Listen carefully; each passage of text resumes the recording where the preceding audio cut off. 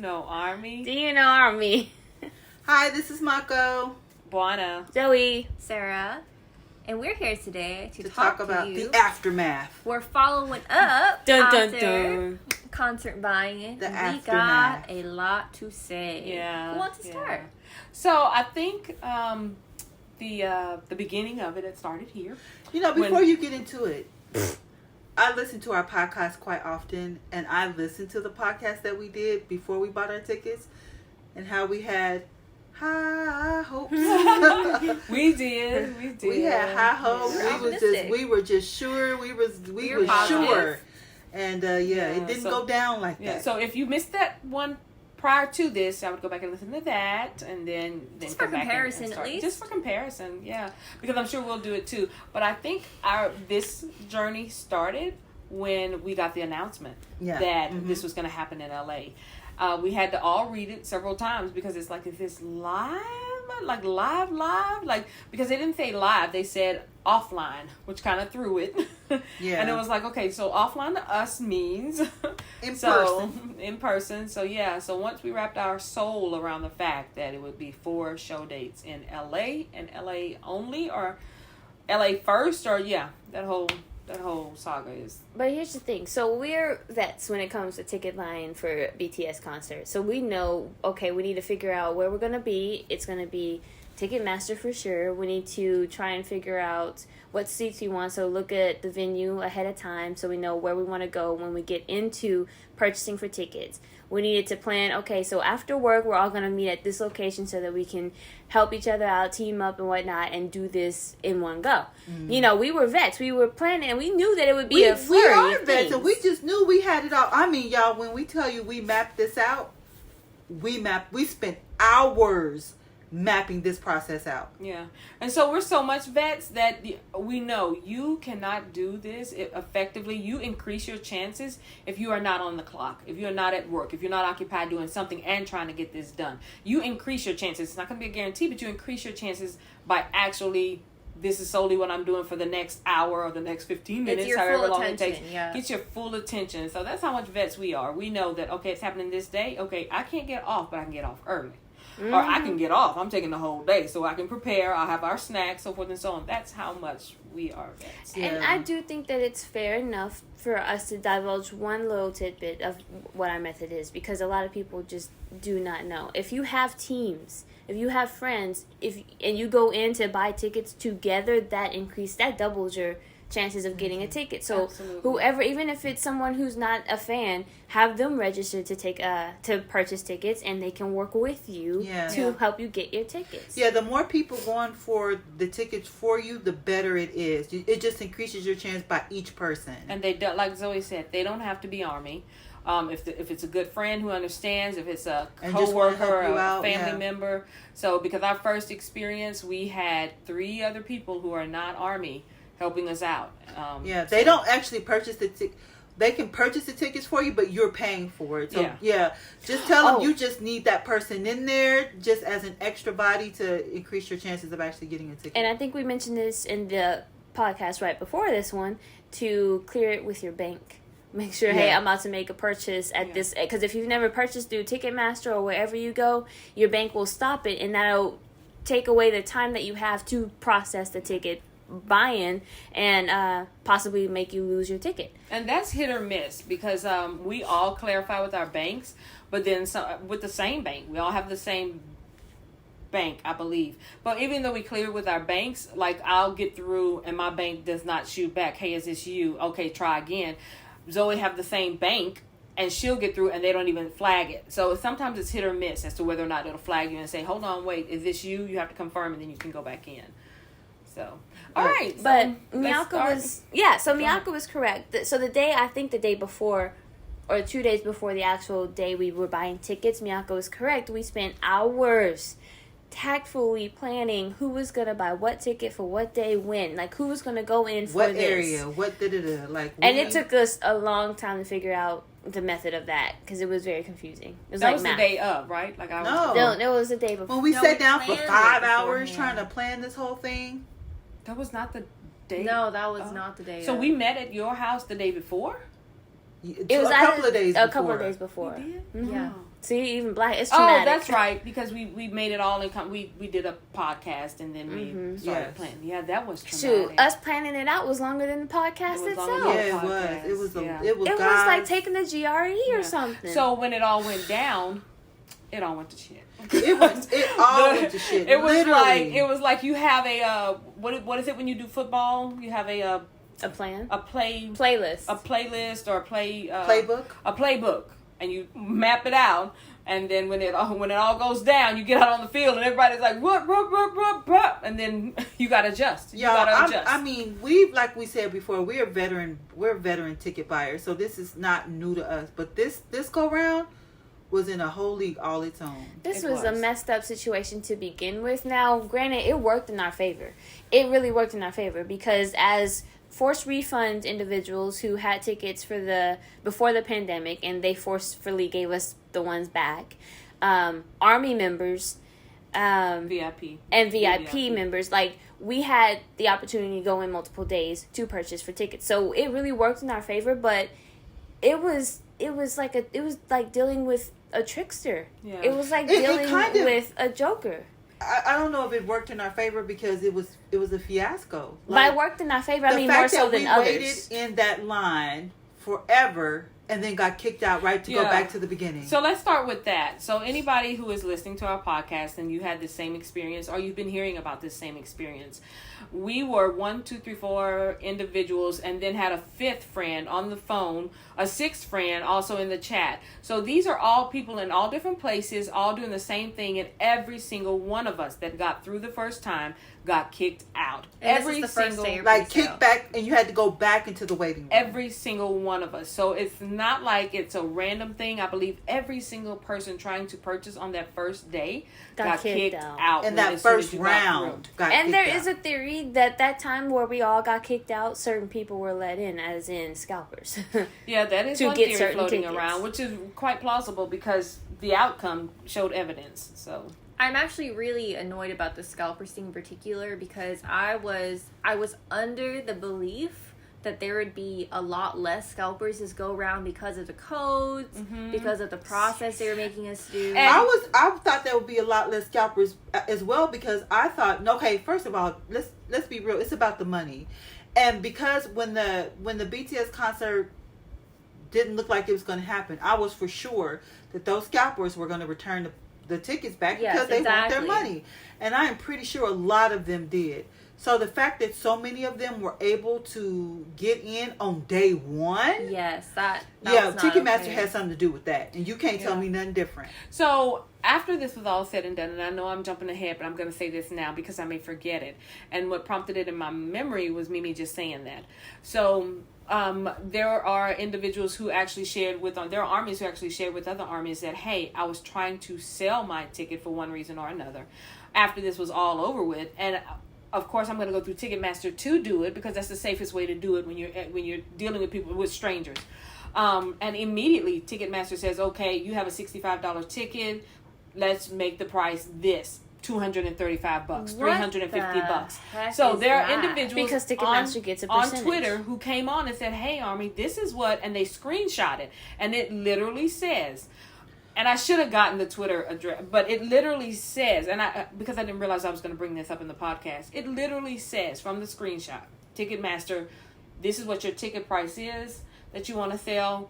You can put it for sale for this amount, so forth and so on. And it was like 3 times the amount. Then you move down the thread, another person says, yeah, I had the same thing. I didn't screenshot it, but I'm telling you, this is true. This is what they did. I had the same thing, and I chose not to go through them because I was not going to do mine for 3 times the amount. Then the first person was like, I went ahead and sold it, but we weren't realizing that they were forcing us to do it. We thought we were still doing it at the $65 price, but they actually forced us to do it. They put it out that way, and it was snatched up and sold in seconds. So when they realized, they didn't even get the added money, and they don't get the added money. Ticketmaster gets a huge part of that, and they basically get their 65 or a little more than that 65. Maybe Ticketmaster's a scalper. That's what I'm saying. So that's what a lot, and we say Ticketmaster is the dirty. We say theory, the low down dirty gangster. So as far as scalpers go, the amazing part, and everybody knows this by now, if you went through this process, even if you were successful, you know this by now. By the 2nd and 3rd day of us being allowed to purchase.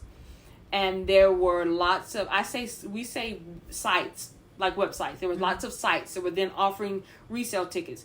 I don't think for the purpose of this podcast, we're going to be calling them resale sites. We're going to be calling them scalpers. Yeah. There were lots of scalpers that were out there on different sites that immediately by the second and third day had hundreds of tickets. They had way too many tickets. Had way too many tickets where armies themselves could not even get one. Some armies couldn't even get one, but these scalpers had sound check. Yes, so bring it back to the day of ticket purchasing, where this is our day as forced refunded people. Yeah, right? So we go one. in. As soon as we go in, none of the gold are available. None of the I gold. didn't see a And the single silver, one. as soon as you would click on it, maybe an entire section would disappear. Yes. An entire section. Meaning disappear like, as we're in they're literally gone. watching it disappear. So, day 2, people are going, hey guys, there are, thank God for Army. They get on and they're going, hey guys, day 2, I just got in and there are seats that weren't available yesterday. There's sound check that I just purchased. And of course, we're floored because first of all, we're at work. You know, second of all, we're like, okay, so I know this now. I just found this out. But if I jump in the line now, surely it's not going to be in there anymore. But we were floored at the fact that day 1, we were faced with there's nothing else left. And day 2, there are individuals who were not VVIP, who weren't forced refunded, and they're in there and they're able to purchase what we couldn't. Now, hold on. They were able to purchase what we already had. Wait. And was forced to get now, back. Let us make it very clear that we're not upset or angry towards these people who have the blessed opportunity for sound check. We're happy for them. The issue and what we're pissed off at is the fact that you're going to tell us on our day as forced refunded people that our tickets that we should have been able to get are gone. They're not available. And the very next day, voila, they're available. Okay, so let me clarify. The very next day, because Sarah did go in, what she was faced with is because of whatever. They literally gave us a message in the waiting room that straight up said that there were no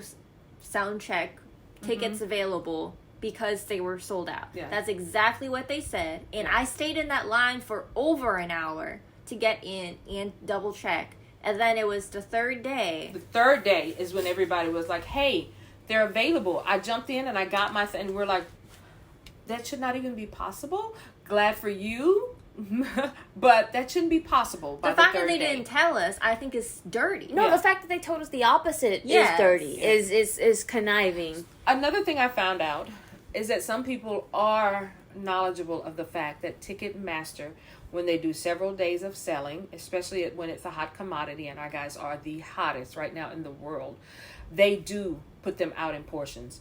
They do. That is a strategy of theirs. They do it. And some people are knowledgeable of that. So some people began to speak up and say, hey, this is what Ticketmaster does. They only put out a certain amount of floor seats, a certain amount of VIP packets, and then the next day they'll put out a certain more. None of us were aware of that because we were literally told you're going to get first pick. This is why we're doing you guys on day 1, because you're going to get first pick. If you're going to get first pick and you know that there are millions of individuals that had VIP, then you do not hold back, because you gave us the false sense of we had an opportunity to get this. Exactly. When there were hundreds upon thousands upon I don't know how many that literally did not get that opportunity. But that is the false sense of security that you gave us. I think what makes me angrier on top of that is at first I thought, in the moment, I thought that, wow, Ari must be really fast to snatch up all the sound check just like that. But then when I found out in hindsight that it was a bunch of scalpers that got all of them, I was furious. Yeah, because my thinking going in is, okay, here's the pool. The pool is the USA and Canada, right? Yep.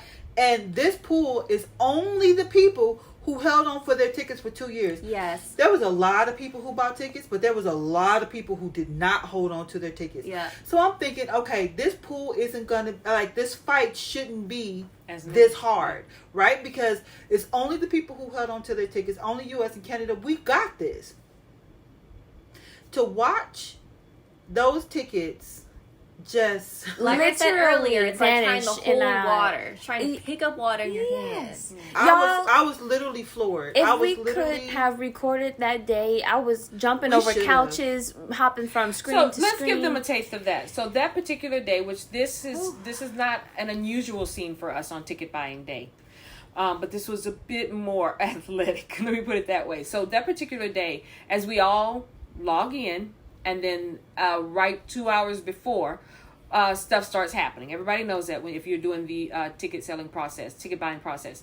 So immediately, the clock strikes, whatever, and we're all waiting to go in. Mm-hmm. So the first person will say, "Oh, I'm in the waiting room now." And then the second person, we're all looking at the other computers and we're waiting for somebody else to say it, and then 5-8 minutes later, somebody else will say, "Oh, I'm in now." So that's our process. We're all trying to get in. One person gets in at one time. We all speak up at each time as we're going in, and then we do a verbal thing.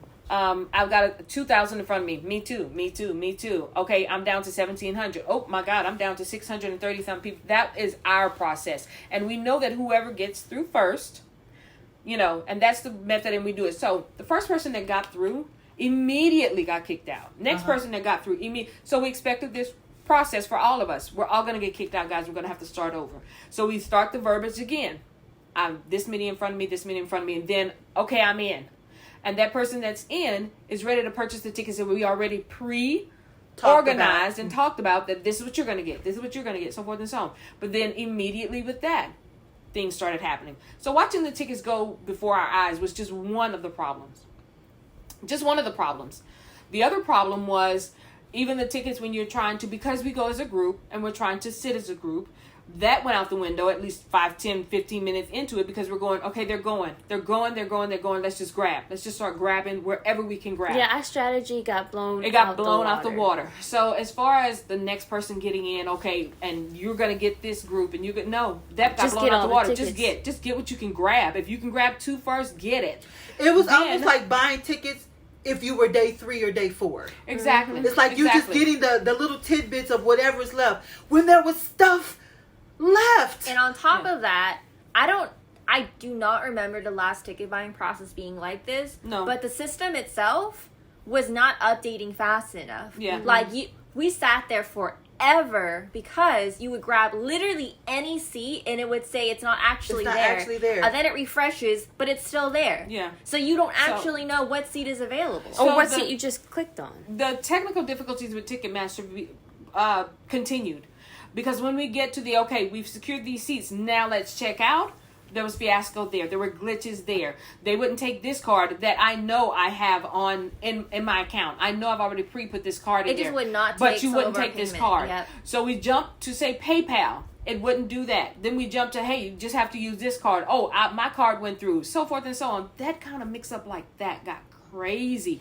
Thankfully, we had 4 different cards that we could try. And, I mean, because if it was just mine or just Sarah's, it wouldn't have worked. Something nefarious was going on. I've always wanted to use that word. Something nefarious was in mix with this, because Ticketmaster is not new to this game. They're not. Ticketmaster has been around for 30 plus years. Their system is probably top notch, updated, firewall proof, everything. So it is. Don't even doubt it. Trust me, it is. So the fact that stuff happened had everything to do with Ticketmaster. And one of the clues that I have, and this situation just solidified it, was the last time we bought tickets and how they were allowing tickets to go at these prices. Now, at that time, last year, a couple of years back, I had no idea that they were the ones pushing it. Because I was like, how can you sell a ticket for this much, and why aren't they doing anything about it? Yeah, I remember you said that. Why isn't Ticketmaster doing something about it? Why is Ticketmaster allowing them to sell these tickets at these? Because they're the ones doing it. They do it themselves. Now, the scalpers on the other sites, I have no idea what the relationship is they have with Ticketmaster. Let me tell you the connection. Go ahead. Let me tell you the connection. It's all becoming clear to me. Remember our very first BTS concert? And we didn't buy tickets through Ticketmaster? We bought it through 2 different other platforms. Or you could do it through Ticketmaster. So you had 3 choices. Well, we didn't even know about this choice. And we just happened to choose it because we were like, we really want BTS tickets. And they were literally guaranteeing that, which they followed through on their guarantee. There's the guarantee right there. How can you guarantee me you gonna get me tickets? Because Ticketmaster will block certain people who are legitimately trying to go through and let these other people who are guaranteeing tickets in. And the reason our spots kept switching around had to have been because, Ticketmaster's like, no, you're going to have to go over here. You're going to have to go over here. Yeah, I know you guaranteed that seat, but these tickets are already so you're going to have to give them this. It's like Ticketmaster is like your cousin Lenny. Remember your cousin Lenny? And your cousin Lenny got this job for the first time. He working seats. And you be like, hey, look, cousin Lenny, like, I'm coming tonight to the concert. Can you hook me up? I got you, man. Yeah. I got you. Gonna get it. And I'm going to get you in there. It's almost that type of situation. Like, they have this inside deal. Like cousin Lenny gonna say, I got you over here. And then the day of, no, you're going to have to go over here because something else how you got to go over here. But cousin Lenny got you in. But he got you in. So it's like a Ticketmaster game. We're going to. It's a Ticketmaster game. So what we need to do from this point on is stop doing what everybody else is doing, and we really need to figure out how this game is played, because the way we're doing it, we're rookies. The thing is, I really wonder if because of this particular experience, if the company is going to continue with Ticketmaster in Girl, did you really just ask that? If Big everything comes down to money.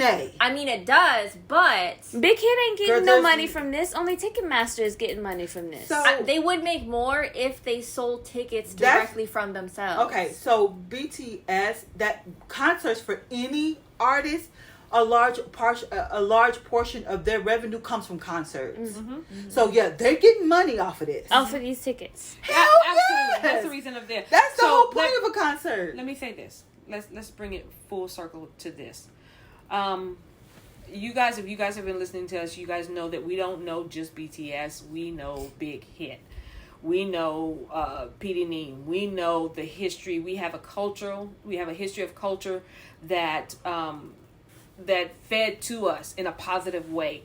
And P.D. Neem has always been the papa that I'm going to, just like Army protects us, we're going to protect Army. We're going to do the best for them. That was the premise of everything he's always done. However, if you guys have been listening to us, you know that we feel that there is a change in the culture and why there's become a change in the culture. I can absolutely see, because P.D. Neem started with one company saying we're going to move to Ticketmaster. We're going to start things on Weverse because I want to start controlling what happens and that our family does not get taken advantage of. That is exactly the reason he started to do it a different way. That was his point. However, there were flaws that came along with it. Flaws that came along with it the first year, flaws that has come along with it now. However, I can see the culture that P.D. Neem brought us up in and Big Hit is used to actually examining things and saying, okay, this was a fiasco right here. This is not what our intent was. Let's go back to the drawing board and get it to what our intent was. However, that culture is slowly slipping from us. P.D. Neem is not up there anymore. Hybe and him, the CEO who is now over at Hybe in Korea, is now over things, and things are starting to become vastly different. Well, not only that, whoever's in charge Hybe here, let me tell you, Ticketmaster is an entity, and I guarantee you they pitched whatever they pitched to Scooter Braun and whoever else is over on this side of the waters and said, hey, you don't have to try to refigure things. Ticketmaster, we've been doing this for this amount of years. They pitched it. They are absolute thugs. It's a contract. It is that's a very good term for. They are thugs when it comes to how to, because it's driven by greed and money. It truly is. Now, you bringing up Scooter Braun, he has been in this business for however long. He is used to the ticket buying process, the concert time of year. You keep in mind, they're not. Scalpers aren't doing this for just anybody, right? Yeah. They're not doing this for skaters on ice. Yeah. You know what I'm saying? Yeah. We got targets on our back. It is absolutely. So because Army will buy that ticket, it gives them the allowance to do it. Yeah. But it's not even just it gives them the allowance to do it. I've always had a hatred for scalpers. But I'm thinking, is these dark faces off in the distance? No. No.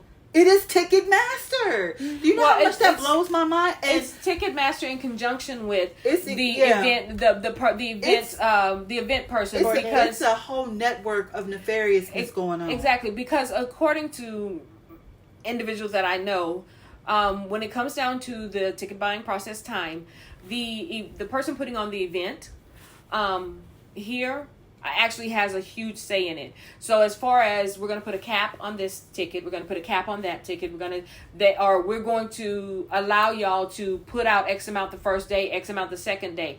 That person that's doing the event also has say in that.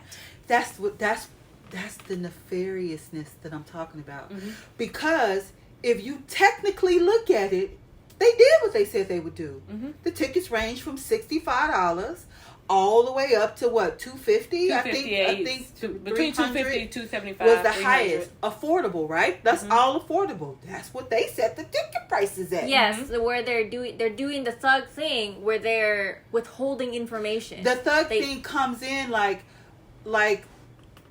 I literally cannot put it in words, but the thug thing comes in like they're being sneaky. It's under the table, but it's in our faces. Here's the thing. It's like, so the person putting on the event can come in and say, this is how I want it to go. This is how I need y'all to lay it out. This is what we would like to do.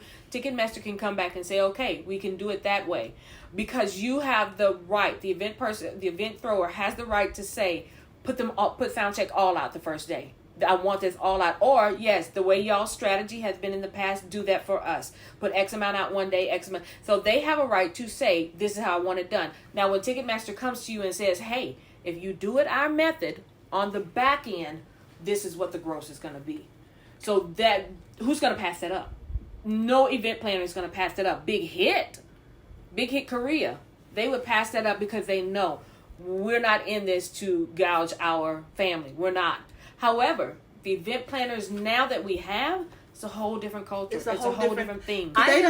We are not their priority. No. I also literally remember at one of the business conferences back when Big Hit was Big Hit, where PD&E was literally talking about he started Weverse because that was going to be the beginning. Exactly, that's what I mean. Yep, of him controlling everything. That's what I mean. And that he eventually wanted to have the entire concert ticket buying process on Weverse. And that's been literally thrown out the freaking window because they had the entire pandemic to develop that. I think they simply didn't. I think the strategy in which they were using was, we're going to give y'all information through Weverse. We're going to give y'all this through Weverse, that through Weverse, but the actual buying of the ticket is going to have to go through this worldwide platform, because Ticketmaster has been around, as Mimi said, for X amount of years. They are worldwide. So he started off with doing things that starts on Weverse, and we still have things that start on Weverse. We get the announcement on Weverse. We get the layout on Weverse. This is how many tickets you're limited to, so forth and so on. We get all of this through Weverse. But when it comes down to actually purchasing the ticket itself, they went through that entity because they're worldwide and they're used to doing this. They've been around for X amount of years, and Weverse is babies considered in the ticket buying process. However, as I said before, I feel like seeing that this is a fiasco, the culture in which we grew up in would definitely come back and say, this is what happened. How can we fix this? However, the culture we are in now, that's what I'm saying. Yeah. The culture we're in now, I don't see that happening. So it can happen if we collectively come together and say it has to happen. Or we're not buying another single goddamn ticket. Speaking of that, I think everybody is aware that Army has been quite verbal on social network about what has gone down. Because honestly, this is the first time we feel like we have been actually raked over the coals. We've been bamboozled. So Army has collectively come together and has started a gathering of... we did sign a petition. A petition, information, evidence that will come to fruition in some kind of way. We're not quite sure yet. But yeah, if you're interested in that, it's on Twitter. But and this frustrates me because this shouldn't be a battle we're fighting. Yeah, this shouldn't be our battle to fight. Exactly. This is again another chink, another in our armor. Yes. Well, I really do feel, and I have for a while, and this has kind of been like a really big blow. Like Hype has literally left us out to dry. Yeah, right? because this has always been a simpatico, what did you say? Symbiotic. A symbiotic relationship. You know, we protect one another. We feed off one another. That has been our culture. However, that is not the culture that is taking over our family now. That is not the culture that is taking over our agency now, because they don't see it as we're going to protect them just as much as they protect our guys. We're protecting your 97% revenue. And we are protecting that, and you're not protecting us anymore. Exactly. I'm trying not to get too emotional about this entire situation, because it's very frustrating to me, and it makes me extremely angry that, like, we talked about this in a podcast several podcasts ago about what power, what authority does BTS really have, because, like, they're so, mashallah, they're so humble, and so, but I need them to, like... Well, I checked their contract is still in effect until 2024, and I don't know how binding that is in the new company. You know what I mean? Like, I don't know, because I know for sure that they knew about the rebranding and everything way ahead of time, but it could be that they signed up for one thing and the company's doing the same thing with them, where they give them technically what they were promised, but not what they thought was going to be. Do you think they're aware of the fiasco of our ticket buying? You'd have to be under a rock to not be aware. Yes, they would have to be under a rock. The fallout from this ticket buying process. But my thing is, like, I'm really trying to choose my words carefully. Like, you don't really do that here. You can. I'm so angry. I'm angry, and I want BTS as a whole to do something about it. You want the guys themselves. I want the guys themselves to do something about it. They have been quiet, honestly, for a long time, and I do feel left out in the cold even more, because look, I know PD Neem said that he was going back to his roots. But I didn't think that meant that he was going to fall off the face of the earth. But you never know. Namjoon, our president, may very well say something the day of the concert and say, I know that this is what happened. I know that it's very hard. And all you armies out there who are not with us right now, you know, I also don't know. I can see them saying something. If it ends up similar to a CL situation where she had her hands tied behind her back for years, but the second she was able to, she let everything loose. Yeah. So... we've never felt like our guys had their hands tied behind their back. However, the culture is changing in their own agency. And if we feel like PD Neem just got up and jumped ship, I have no idea what they feel like. I mean, literally, and I was put that out there, Jen, because you put it out there. Literally, Jen forgot the man's birthday, and Army reminded him of PD Neem's birthday, and he was like, oh, let me call him, and he was like, what are you doing, happy birthday? He was like, I'm in bed, my birthday day is about over, you know. So I don't know how they're still connected as like they used to, or if they feel the abandonment that we're feeling, kind of. I mean, you have to. This man brought you up. He's a father. I remember when he would walk into their practice rooms and just to see them or say, "You guys gotta keep going." Like he was right there. And he's been a father. They've all said they haven't been quiet about that. He's been a father figure in their life. So to not have that anymore, that if we're feeling it, they're definitely feeling it. So I know there's a lot of different emotion and a lot of different things that they are dealing with right now, and even to watch their family, their fandom, get raked over the coals. Our guys have never been knee-jerk reaction type of individuals. Correct. I'll agree with you on that. And so, in times past, we've said, I wish they would do such and such. And then, lo and behold, later on, they give us a window as to what they're actually doing, or a window as to what they're actually feeling. And we're like, okay, yeah. So I'm glad to know now, which happened to us just recently. I'm glad to know now that everything we were thinking y'all were feeling or going through or noticing, that y'all actually are. So, I mean, this is very brand new. This has just happened. And like Zoe said, he may say something at the concert. One of them may say something. I haven't watched the full V Live, because there are little nuances and little things that they say sometimes that gives you a really insight as to what they're feeling and what their opinion is. I have not watched their most recent V Live fully, where they came on for half an hour and talked with us, because sometimes they do give us little clues, you know.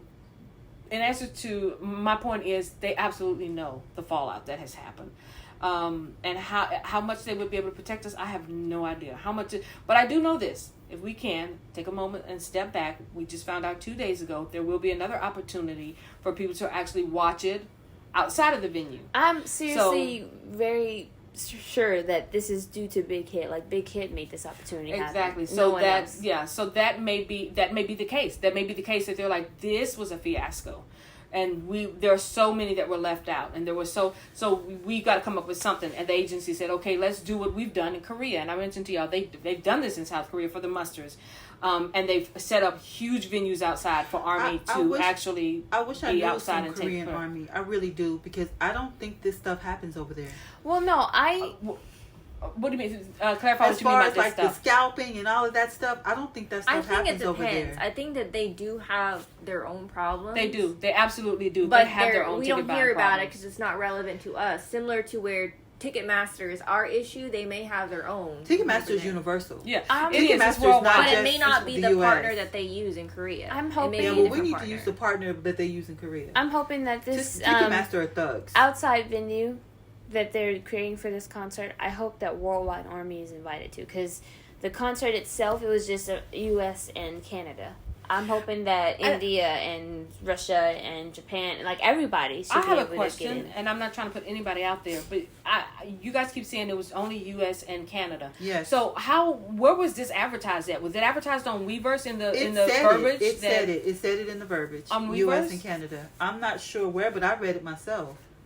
Because I know some people were saying it, like, on different platforms, but I didn't know how official it was, because I never saw it on Weverse, and I never saw Ticketmaster put anything out about it. So I was wondering, where did everybody get that from? Because I know it has been other people repeating it. Out on it about that, because they have no say so really in who buys the ticket. That's what the whole process was. What? Of limiting it. The USA and Canada. Can you imagine if that was the whole world being able to? This was like the whole world trying to buy. But my point is, I was really wanting to clarify who actually said that was actually a thing, because I've seen it being said about armies, especially on Twitter. I've seen it being said, but nobody ever said where it came from, or said this is what they said on Weverse under this, and so forth and so on. And I was just wondering where it came from and how accurate it was. But y'all don't have the answer for that, so I get it. Let's move on. Yeah, but even when I was looking through the comments, I didn't see anybody like from Switzerland or from anywhere else say that, oh, I'm from Switzerland, I was able to get tickets. Like, I didn't see I saw people specifically saying, I am from X country, and it told me when I tried to buy that it's only U.S. and Canada. Oh, okay. So that's where the verbiage came from. Yes. People actually saying from other countries that they would let me in. It's so awful. Okay. But I have another question. Well, then in that thought, that's another shitty thing, because if I'm sitting here thinking that I'm going to get it just like everybody else, and then the day of, not literally at that point. It was during registration. Where they tried to register. Still, that's another shitty thing, because we registered literally a day or two before. Yeah. So I mean, to be told that this was going to happen. The registration was like, we did that when they announced. Well, a few days after the announcement. Mm-hmm. Yeah. Which was like a few days before the actual ticket sales. We had no time. It was all within a week. So to be announced and be told that this is what's going to happen, and then when it's time to actually register, you're then told, "I'm sorry, but not you." Yeah, that's true. Shitty. Yeah. That you don't do. Yeah, that's fighting words. We feel like I'm getting the prick back in my neck. My other question was, remember when they first announced it, and we were speculating because of the tweet they put out where they said, LA is our first stop, ? Mm-hmm. I wonder if this whole ticket buying fiasco is going to be taken into account for if they're going to do additional stops. And we also talked about what additional stops. Like, if they're just, putting out a practice, putting out a practice concert in the U.S., and then they're going to move on to another country, because they actually are world tour people. So if they're going to just do this, their stop in the U.S., and then we're going to do the stop in the U.K., then we're going to do the stop in South Korea. Anyway, y'all know what I mean. In Cuba, or they don't go to Cuba. Something they have to consider, though, is Chile. All of the army that were trying to do this concert are pissed off. Yeah. If they keep doing this, even the ones who got tickets are pissed off. Every stop that they make, they're just going to add more angry armies to their train. That's something they have to consider. Mm-hmm. Because, they can kind of just ignore us if we're just a small select group right now. Mm-hmm. But if they keep adding more armies to it that are angry about it, they really are going to get to the point where we take our business elsewhere. So this is what we began to talk about months ago, about nobody, and I said that years ago, nobody can bring us down except ourselves. We are that strong. We, meaning BTS and Army. Nobody, because y'all know a gazillion people have tried. Entities have tried. Countries have tried. Nobody can bust us up and bring us down except for us doing it from within. And then a few months ago, a year ago, whatever, when we started this podcast, we started talking about how we saw it going towards them starting to weaken exactly the bond that we have and the strength that we have. So this just adds to it. And any army within the sound of our voices, if you weren't seeing it before, I'm damn sure you're seeing it now. I'm going to throw this in one little bit. So when it comes down to the difference in culture and how they cater to us, feed us, so forth and so on, it's even in small things.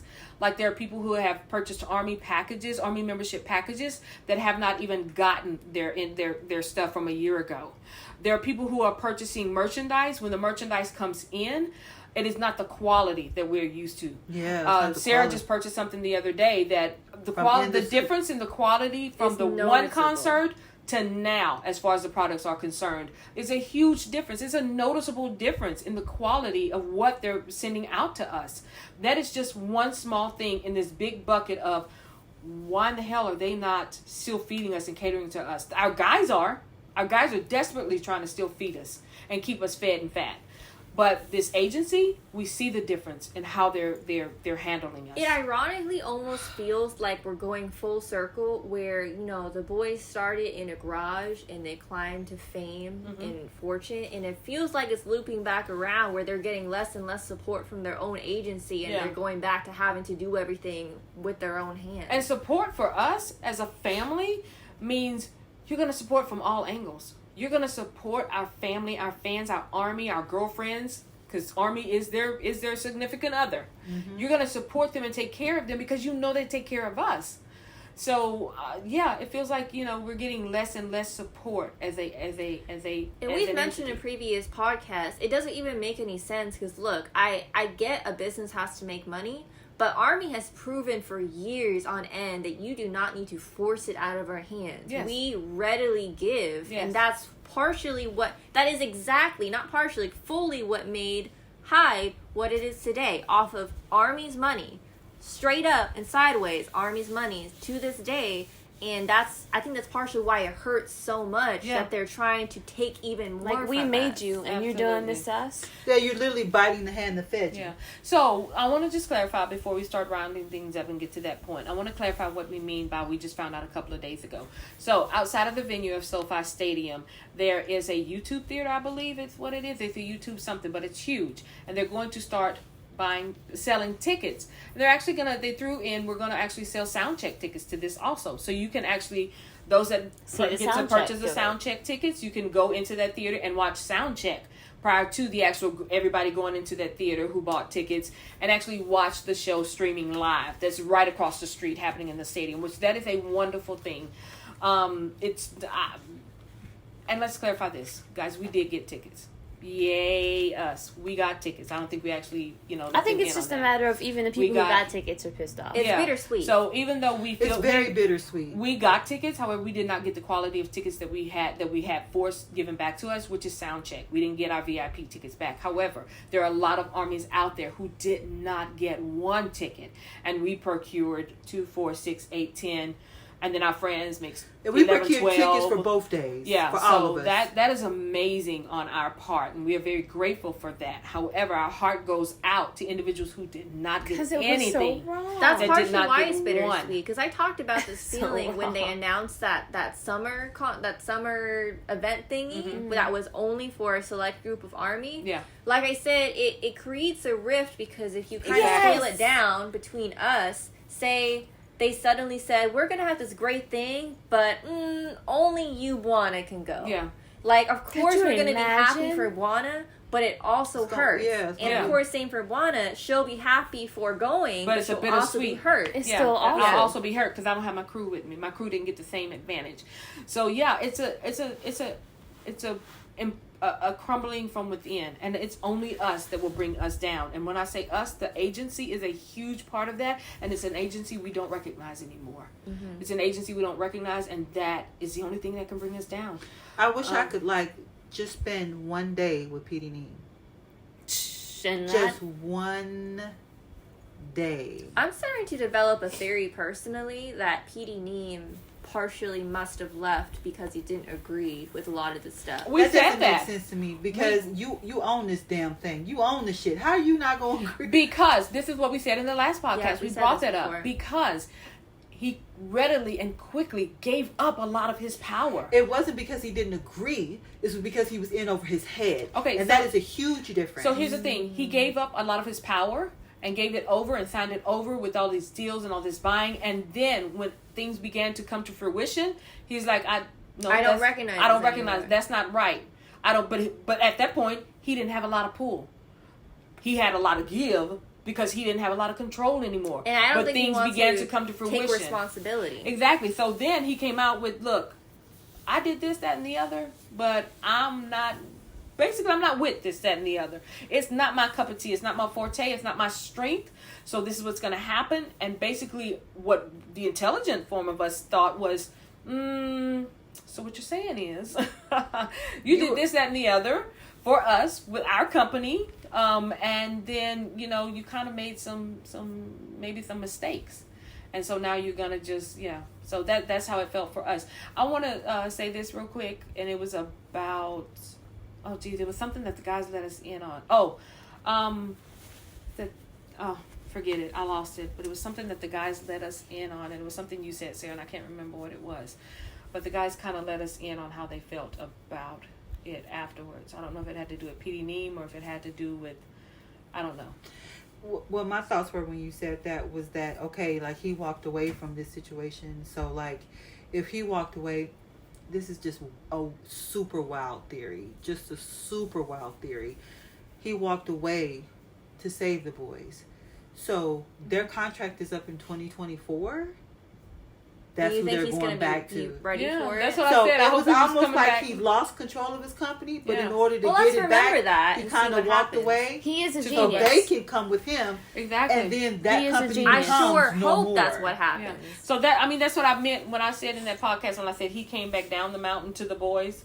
That he was preparing things to this is my boys, this is my family, this is how I rose to the top.